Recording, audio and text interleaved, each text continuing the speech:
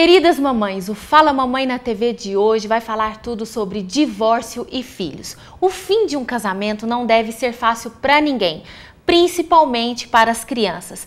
Mas quais são as consequências para os filhos, mesmo que haja uma separação harmoniosa?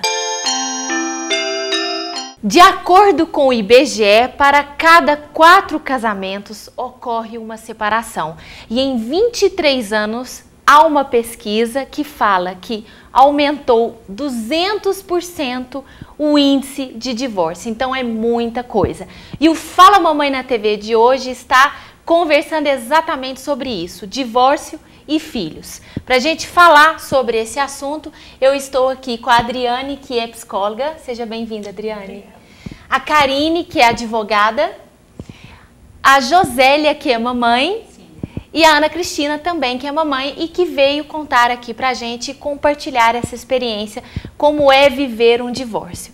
Josélia, me conta como que foi, como que ocorreu a sua separação? Bom, a separação aconteceu com a Verônica, quando ela tinha 6 meses de idade.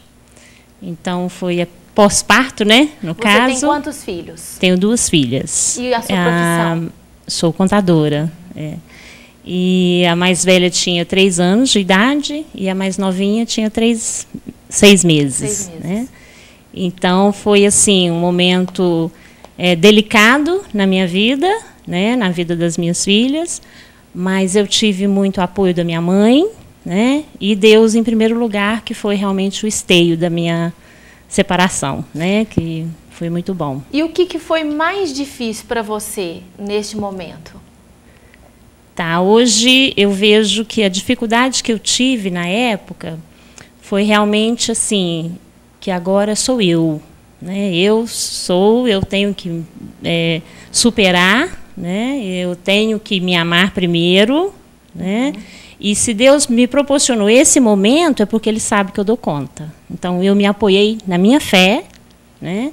E que Deus, se Ele proporcionou isso na minha vida, é porque eu saberia lidar com a situação. Por que você diz agora sou só eu, né? Assim, como que é a relação Porque, na verdade, seu ex-marido, pai das meninas? Na verdade, quando aconteceu, assim, teve influência de outras pessoas, né? E, infelizmente, a cabeça virada, né? Como se diz.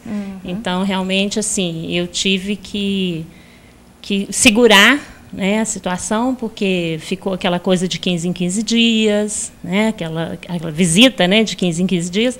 Então, ficou aquela coisa muito incerta. Né? Primeiro, quando eu casei, ele foi estudar, eu fiquei em casa cuidando das filhas e trabalhando. Então, foi bom, agora como sou eu, então eu tenho que trabalhar, eu tenho que estudar, eu tenho que dar conta. Ah, né? tá. Então, foi por isso que assim, foi um grande desafio que eu vi na minha vida. Né? E qual que foi o tipo de guarda que vocês escolheram? Eu não me recordo o nome, mas que era de 15 em 15 dias, finais de semana. Né? Acho que a doutora pode auxiliar, né, o nome dessa guarda. Mas era de 15 em 15 dias só. E, às vezes, acontecia 15 dias que não pegava as crianças, sabe? Então, realmente, não podia contar nem com o orçamento e nem com a presença, a paternidade. Tá? Ana Cristina, eu queria que você contasse para a gente um pouco da sua história, como é que foi, em que momento da vida, acho que você tem uma filha, não é? Isso, eu tenho uma filha de 10 anos, né? Faz 7 anos que eu já estou separada. Eu me separei, eu tinha 5 anos de casada, e ela tinha só 2 anos. Então, ela era muito novinha, e tanto é que eu voltei a morar com a minha mãe, com o meu irmão, para me ter um respaldo, e ele mudou de cidade.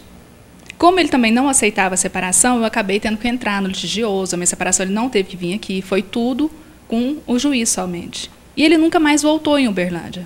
Ele foi para o estado do Rio, foi morar lá, tinha contato com ela só por telefone. Então, nunca escondi dela a vida dela, quem é o pai. Ela tinha contato com ele, às vezes, por telefone. Mas a responsabilidade ficou muito em cima de mim. Só que eu tive, assim, tenho a sorte de ter uma mãe maravilhosa, um irmão, um pai que me apoiaram o tempo todo. Tanto é que o meu irmão virou referência para minha filha. Ela chama ele de pai.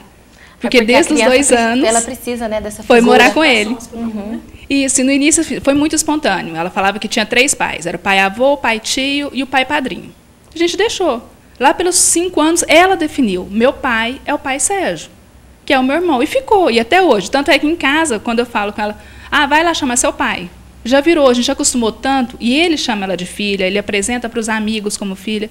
Então, um adotou o outro. Então, supriu muito essa parte para ela. O modelo de homem, o que precisa, ela conseguiu com o tio. E quando você se separou, ela tinha 2 anos, né? A criança, até esses 2 anos, como que era o vínculo dela com o pai? Era mais próximo um do outro ou não? Não, ela tinha um bom vínculo, brincava com ela e tal. Só que como ela era muito pequenininha, ela quase não lembra dele. Ela tem no quarto dela a foto dele. E ele veio a falecer também há 2 anos. Foi difícil chegar para ela contar, porque ela conversava com ele por telefone. Ela sempre soube quem é o pai dela. E aí eu tive que chegar, contar. Ela, no início, ela até rezava para ele e tal. Então, assim, ela tem consciência, ela tem a foto dele, e ela fala. Se perguntar para ela, não, meu pai biológico é o pai Ari. Mas meu pai de coração, meu pai que me cria, é o meu pai Sérgio. E como que foi essa relação deles, né? Sua filha com o pai? Você me falou agora que ele já faleceu, mas nesse período, era só por telefone, não teve contato físico, ela não conheceu o pai? Não, tanto é que ela praticamente não tem imagem dele, porque com 2 anos, muito pequena, nunca mais viu o pai. Hoje ela está com 10 anos, então ela ficou aí, até ele falecer, praticamente 6 anos sem vê-lo. Então, só através de foto mesmo, às vezes ele mandava uma lembrancinha pelo correio para ela, alguma coisa. Nunca ajudou em nada, foi sempre a mãe como responsável. E mesmo. O divórcio de vocês foi em comum acordo? Você ficou com a guarda, foi assim? Fui, até porque não tinha opção. Eu entrei no juiz, ele não queria, ele não veio para uma audiência. Então, o meu divórcio foi totalmente diferenciado, porque quem que assinou o divórcio foi o próprio juiz. E aí ele me deu a guarda definitiva, sem chance nenhuma dele ter a guarda. Não teve nem briga pela guarda, praticamente. Tá. Ficou direto comigo. Então, doutora, eu queria que você explicasse para a gente qual que é a diferença entre a guarda compartilhada e a guarda alternada. Na verdade, essa questão da guarda alternada seria o seguinte: a guarda definitiva da criança, ela fica com um dos genitores, ou com o pai ou com a mãe. Normalmente, em regra, fica-se sempre com a mãe. Mas, na verdade, a gente utiliza muito um princípio que seja mais favorável para a criança. Para isso, pai e mãe que queiram pleitear a guarda da criança, elas têm que provar o porquê que a guarda, estando com ele, seria melhor do que estando com outra parte. Isso depende de prova, depende de uma ação, é demorado, tem um estudo psicológico, tem todo um trabalho para se determinar a guarda. A princípio, fica com a mãe, em razão principalmente dependendo da idade. Se a criança é pequena, óbvio que nós não vamos discutir a necessidade da criança em ter o contato da mãe. Se estiver amamentando, depende muito da mãe. Então, tem determinadas circunstâncias que o juiz já decreta que a guarda seja da mãe, mas não é a regra. Então, mas existe uma diferença entre a compartilhada e a alternada, não existe? Sim, a guarda alternada seria na seguinte situação. A guarda ficaria com uma das partes e a alternada seria a questão das visitas. De 15 em 15 dias ser com o pai vem em busca, ou se o pai não mora na mesma comarca, a criança pode ir para a comarca do pai. Essa seria a guarda alternada. A compartilhada seria um pouco diferente na questão tanto de tempo quanto financeiro.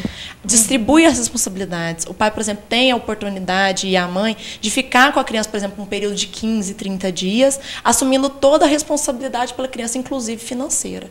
E aí os papéis sempre vão se inverter. Se a guarda estiver com o pai por um período, a mãe ajuda no custeio, por exemplo, uma pensão alimentícia, auxilia também em medicamento, roupa, do que for necessário sempre. Então, a guarda compartilhada, por exemplo, se tiver com a guarda com a mãe, a mãe assume esses custos? Sozinha? Não, sozinha não. Por exemplo, é invertido. Tem sempre a questão da fixação da pensão. No divórcio, decreta-se a pensão e resolve fazer uma guarda compartilhada. No período em que a criança estiver com a mãe, o pai vai subsidiar também com o auxílio financeiro. Quando inverter a guarda para o pai, a mãe também vai contribuir no financeiro. Então, há essa divisão. Só que para o lado emocional da criança, não é bom. Porque ela deixa de estabelecer o que seria um lar.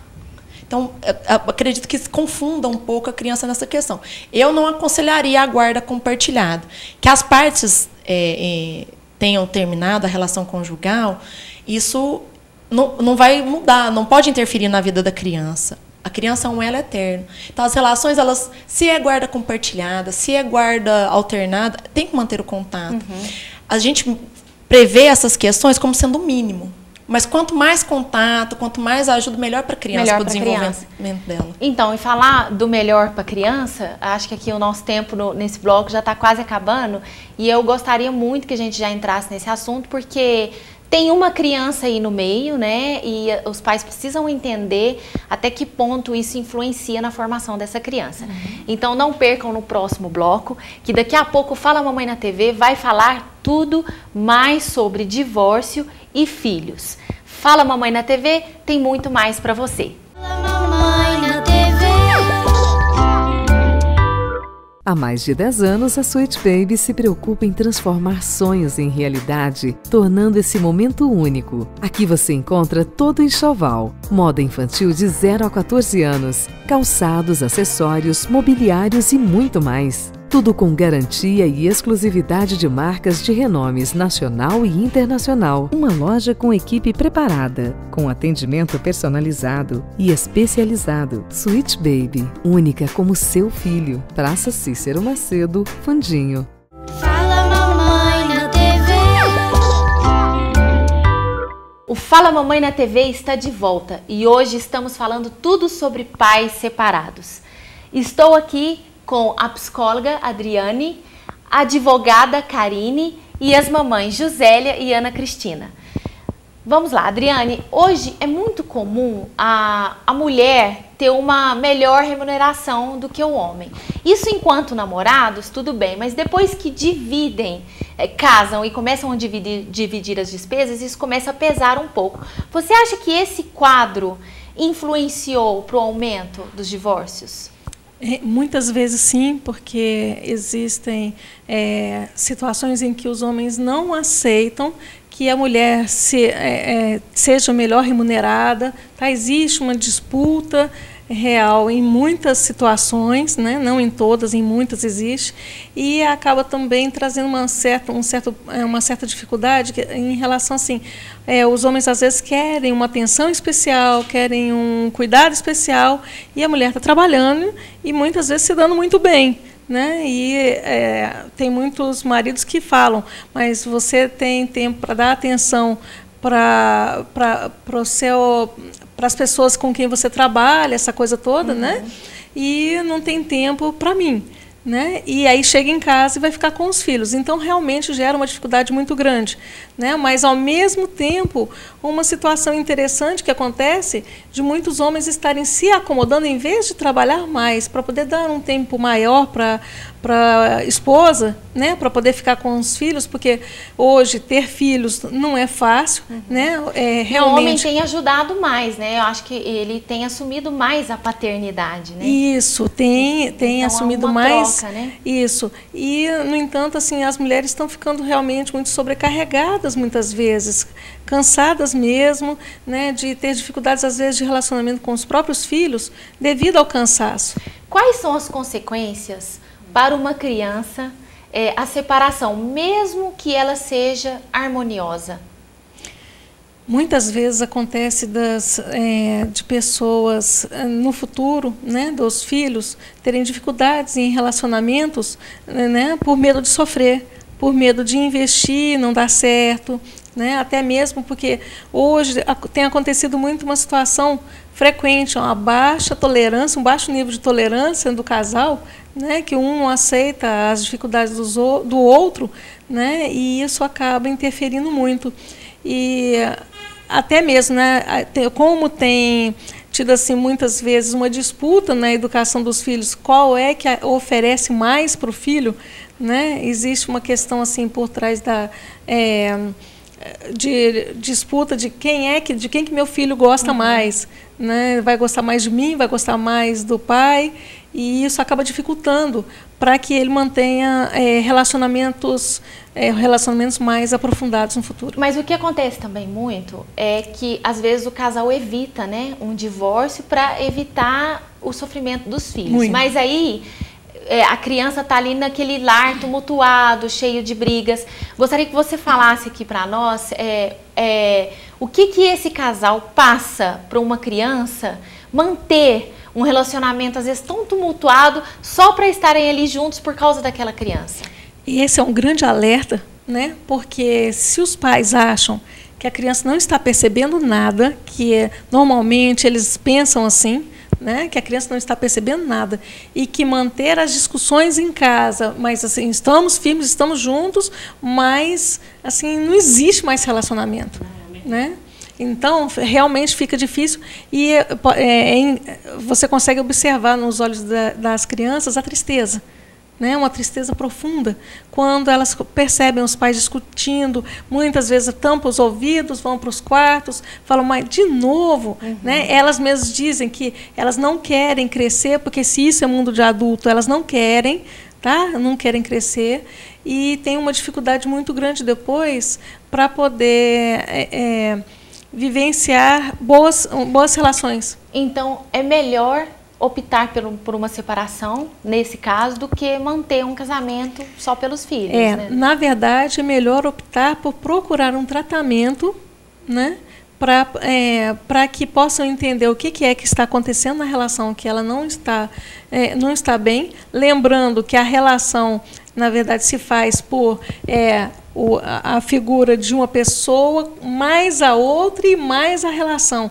Porque tem pessoas, muitas vezes, que vão trabalhar a relação e esquecem que existem dois indivíduos por trás dessa relação e que precisam de cuidados muitas vezes intensos. E é importante a gente ressaltar que, de acordo dos últimos dados do IBGE, 89% dos divórcios, a responsabilidade, a guarda dos filhos fica por conta da mãe. E 76% dos casos houve comum acordo. Mas nos últimos 10 anos, os números de divórcios não consensuais aumentaram em muito. O que isso significa, doutora? Hoje em dia, as partes em si, elas não trazem para si um princípio que é da resolução amigável dos casos. Ou por motivos de mágoas, remorsos, alguma picuinha que ela tem com outra parte. Então, o que gera o número de processos judiciais, litigiosos, que quando uma parte não entra em acordo, ou com uma divisão de um bem, ou com valor de pensão, ou com quem vai ficar a guarda, é em razão disso.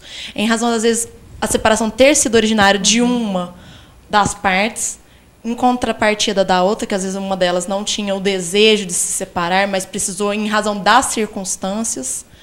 Então, isso tem dificultado bastante. Então, esse é um dos motivos que eu vejo o grande número de ações judiciais. Mas, então, a separação não consensual é essa que não tem como um acordo, aí fica na briga, é isso? Num divórcio, nós temos muitas questões para tratar. Nós temos os filhos, a guarda, quanto que vai ficar o pensionamento, se a própria parte vai pedir pensão, como é que vai ficar o nome, como é que vai ficar os bens. Então, estas questões, quando a gente expõe, que a vara de família, ela lida muito com o sentimento. Então, nós temos uma certa dificuldade de lidar com os sentimentos na hora de resolver essas questões. Então, se algum desses itens não estão bem claros ou estão bem acordados entre as partes, já gera o conflito. E gerando o conflito, aparecem as ações judiciais litigiosas. E isso aí só vai complicando mais, né? Porque... Então, daqui a pouco, no próximo bloco, nós vamos falar sobre alienação parental. Você sabe o que é isso? É muito sério. Não percam o próximo bloco. Fala Mamãe na TV está falando tudo sobre pais separados e como é que ficam os filhos quando acontece um divórcio. Fala Mamãe na TV, tem muito mais para você. Fique por aí. Fala Mamãe na TV. No Pão de Batata é assim, faz bem para todo mundo. Gostoso, saudável e sempre fica com gostinho de quero mais. São várias opções saborosas de batatas assadas recheadas, deliciosos sanduíches, pratos executivos feitos na medida e ótimos tiragostos. Servimos todos os dias até às 15 horas o melhor self-service da região, além de várias opções de sucos e aquele chopp super gelado que não pode ficar de fora. Pão de Batata, Center Shopping. Fala Mamãe na TV. Estamos de volta com Fala Mamãe na TV e hoje estamos falando tudo sobre divórcio. Para a gente discutir sobre esse assunto que é bem complexo e longo. Daria para a gente ficar aqui mais uns 2 programas. Eu estou aqui com a Adriane, que é psicóloga, a Karine, que é advogada, a mamãe Josélia e a mamãe Ana Cristina, que vieram aqui compartilhar com a gente essa experiência. Bom, Josélia, me conta um pouquinho. Você já teve algum namorado depois da sua separação? Atualmente, agora, né? Tem 2 anos. Então, eu separei, já tem 18 anos, 17 anos. Eu fiquei 14 para 15 anos sozinha, porque eu priorizei a privacidade das minhas filhas. Isso, mas você ficou sozinha mesmo ou você evitou levar o namorado? Não, fiquei sozinha, sozinha. Então, justamente por isso, né? Porque você arruma um namorado, não sabe se vai dar certo, você leva um hoje, um amanhã, né? Então, eu priorizei a privacidade delas na minha casa. Então, não arrumei ninguém, porque a minha prioridade era estudar, era dar conta, né, da responsabilidade que tinha ficado para mim. E como é que ficou essa relação das suas filhas com o seu namorado? Tem uma relação de amizade? Como é que é isso? Tem uma relação muito boa, né? E agora já estão adolescentes, né? Uma tem 21, está cursando Direito, e a outra com 18 anos, já Gastronomia e Pedagogia na UFO. Então, assim, já estão bem encaminhadas, né? Mas o pai também, né? Não posso esquecer que depois que elas cresceram, ele passou a ser mais presente na vida delas, né? Acho que elas cobraram, não sei, a relação deles, né? Mas isso veio a facilitar também para que eu tivesse um relacionamento. E como é que é a sua relação com o seu ex-marido, pai das meninas? Tem alguma... Vocês conversam? Como é que é isso, por exemplo, numa formatura, né? Num momento importante das suas filhas? Vocês estão juntos? Conversam? Sim, sim, sempre estamos juntos. Sempre em paz? É, assim, sempre fica, né? Um aborrecimento, alguma coisa assim. Mas a gente tenta superar isso e a gente tem um relacionamento. Em vista de muitos outros casais, né? Que ficam muitas sequelas, né? A gente tem um relacionamento bom. No seu caso, Ana Cristina, você tem namorado? Como que é essa questão do relacionamento do seu namorado com a sua filha? Não, eu também optei por não ter namorado, não levar namorado em casa, até mesmo porque eu passei a cuidar de mim e da minha vida. Eu voltei, eu fiz pós-graduação, hoje eu faço MBA. Então, você trabalhar, você estudar, você ter um momento para sua filha, você cuidar, já ocupa o seu dia a dia totalmente. E hoje em dia está tão difícil você conseguir fazer um vínculo, você ter um relacionamento saudável. Então, assim, eu saí para balada, mas eu deixar minha filha, eu prefiro estar ficando com ela, né? Então, eu sou mais caseira, eu prefiro mais a companhia dela. Até mesmo porque, na idade que está, a gente é muito modelo. Então, se você começa, leva um namorado, leva outro. Ela está com 10 anos. Só vocês duas? E a minha mãe. Então, mora nós 3, eu, minha mãe e ela. Então, assim, a gente acabou ficando nós 3 muito unidas, muito cúmplices. Então, para mim sair, deixar ela sozinha, saio de vez em quando, mas é uma coisa mais... difícil, mas eu priorizo mais a família, ficar em casa, cuidar dela. Mas você nunca mais teve um namorado? Namorou? Nada? Não, tive paqueras, tal, mas namorado mas mesmo. Mas nunca também não. levou para dentro de casa? Sempre preservou mais? Sempre preservei e pretendo preservar, porque eu acho muito arriscado. Principalmente eu, é uma única filha. Ela te pega muito como modelo. Então, ela te observa, ela quer fazer as mesmas coisas. Então, você tem que tomar muito cuidado. Que pessoa que eu estou levando para dentro da minha casa? Como que ele vai tratar a minha filha? A gente vê tantos casos aí de abusos, de maus tratos, que será que faz tanta falta ser um namorado? Quando você tem filho, né? Supre muito. Supre, é muito amor, é muito grude mesmo, principalmente quando é uma única filha. Então, assim, os objetivos viram outros. E a gente estava falando sobre alienação parental, né? Eu gostaria que você explicasse rapidamente para nós, doutora, o que é alienação parental e se já existe na lei alguma punição. Então, a questão da alienação parental foi muito bem colocado pelo pessoal. Quando existe aquela... É o oposto da relação saudável entre pai e mãe. Quando há aquele remorso ainda, o pai tentar fazer a cabeça da mãe ou a mãe tentar fazer a cabeça da criança contra o pai, contra a mãe. Fica falando, sua mãe tá saindo com outras pessoas, tá na noite. Chega então, até mentir, né? É tentar influenciar o pai ou mãe contra a outra parte. É tentar fazer a cabeça... Então, isso não é bom para a criança, você ficar ofendendo seu pai, falar que seu pai, por exemplo, ele é desocupado, que ele não trabalha, ou falar que a sua mãe, por exemplo, fica saindo na noite, tem outros relacionamentos. Então, isso não é bom. A alienação parental é isso, quando uma das partes, ela tenta influenciar a criança, degrinindo a imagem do outro. E existe alguma punição para isso ou não? Ainda não há uma punição específica. Há ações de indenização por dano moral, que há como comprovar que está ocorrendo essa situação, mas é um único caso ainda. Não há uma lei específica que proíba que pai ou mãe tentem fazer. Os psicólogos conversam muito para que isso não exista, mas não há uma lei ainda específica. Então, sobre isso, né? Os psicólogos conversam muito. Quando há a alienação parental e essa criança é cortada, o vínculo dela totalmente, ou com o pai ou com a mãe, como é que fica a cabecinha dessa criança? Muito confusa.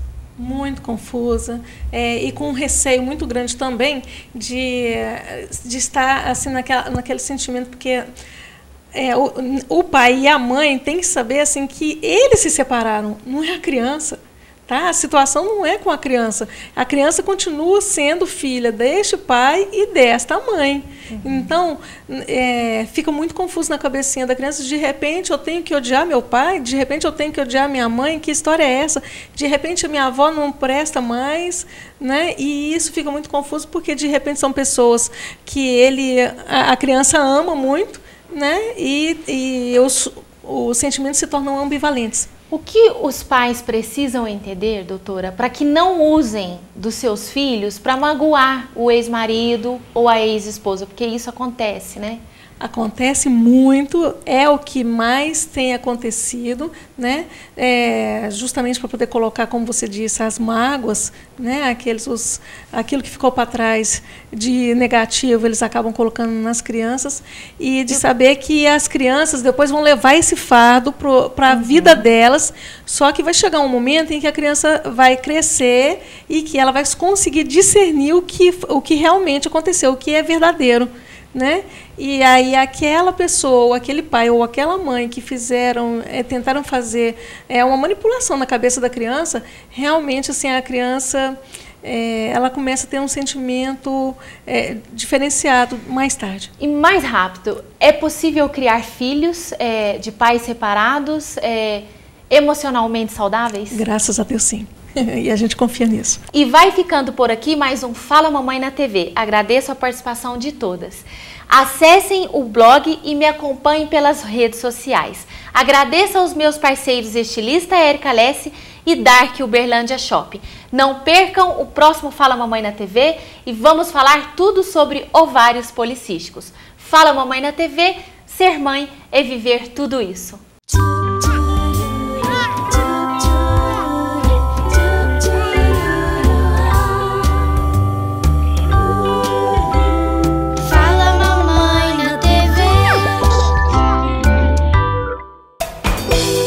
Canal da Gente. A gente curte você.